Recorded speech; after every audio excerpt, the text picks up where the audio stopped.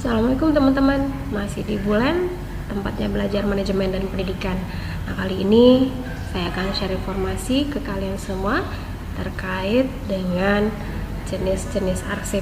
Nah, video kali ini melihat dari beberapa sudut pandang, yakni jenis arsip dari sudut pandang sifat, bentuk, fungsi, masalah, dan pemiliknya. Nah, teman-teman, bagi kalian yang sampai sekarang juga belum subscribe dan like, disilakan untuk menemukan tombolnya dan pencet sekarang juga. Dan jangan lupa aktifkan juga loncengnya supaya kalian tahu informasi terbaru dari Bulan. Seperti apa jenis arsip selengkapnya berikut ini. Nah, teman-teman, kita langsung saja untuk jenis arsip berdasarkan sifatnya. Itu terbagi atas beberapa. Yang pertama adalah arsip tidak penting.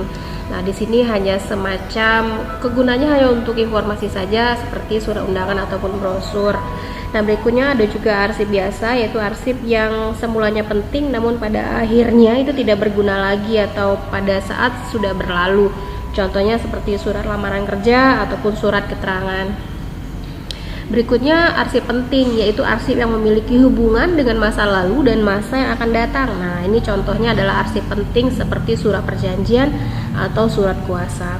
Berikutnya arsip sangat penting, yaitu arsip yang dapat dijadikan alat pengingat selama-lamanya yang bernilai sejarah atau ilmiah. Nah, contoh arsip yang sangat penting ini seperti naskah proklamasi atau teks deklarasi internasional lainnya. Dan yang terakhir adalah arsip rahasia, yaitu arsip yang hanya boleh diketahui oleh orang tertentu saja dalam organisasi tertentu. Nah, contoh arsip rahasia ini adalah data pegawai sebuah perusahaan ataupun instansi. Nah, teman-teman, kali ini kita masuk ke jenis arsip berdasarkan fungsi. Nah, apa saja? Ini terbagi ke dalam beberapa jenis.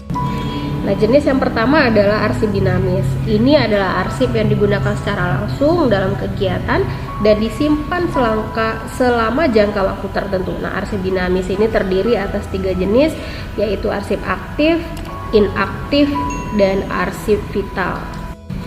Nah, teman-teman, berikut ini kita masuk ke jenis arsip menurut bentuknya. Jadi, yang pertama itu arsip berbentuk lembaran. Nah, contohnya bisa saja berupa surat, kwitansi, dan faktur atau nota belanja atau nota pembelian.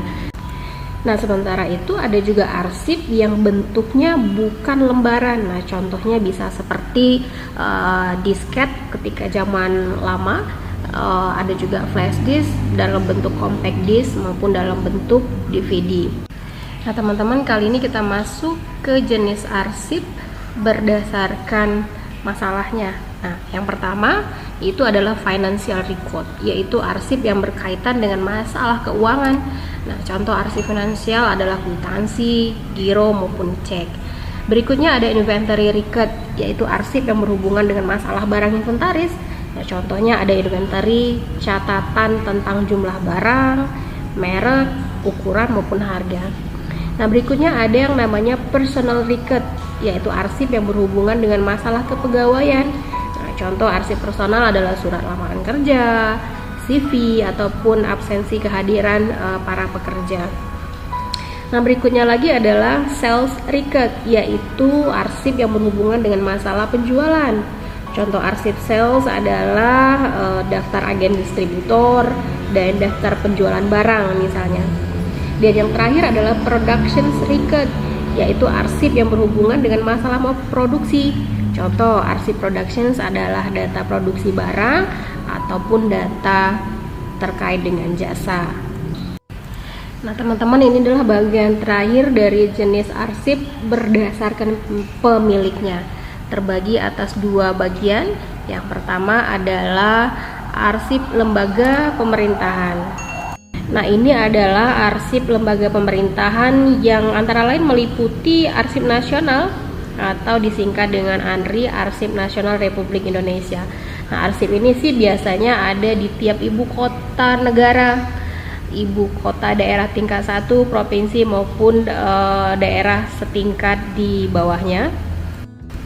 Nah, yang terakhir ini adalah arsip instansi pemerintah maupun swasta yang antara lain bisa saja meliputi arsip primer dan sekunder serta arsip sentral maupun arsip unit. Nah, teman-teman, demikian tadi informasi lengkap terkait dengan jenis-jenis arsip. Tadi ada dimulai dari bentuk, sifat, fungsi, pemilik maupun masalahnya. Nah, tentunya saya berharap teman-teman sekalian dapat memahaminya. Namun jika belum, kalian bisa saja mengunjungi kolom komentar dan tinggalkan pertanyaan kalian di situ. Nah, baik, bagi teman-teman nih yang dari tadi belum like, subscribe, sekarang juga tekan tombol like dan subscribe-nya. Jangan lupa aktifkan loncengnya supaya kalian tahu informasi terbaru dari Bulen. Nah, buat kalian yang ngerasa video barusan bermanfaat buat kalian, maka disilakan juga untuk di-share.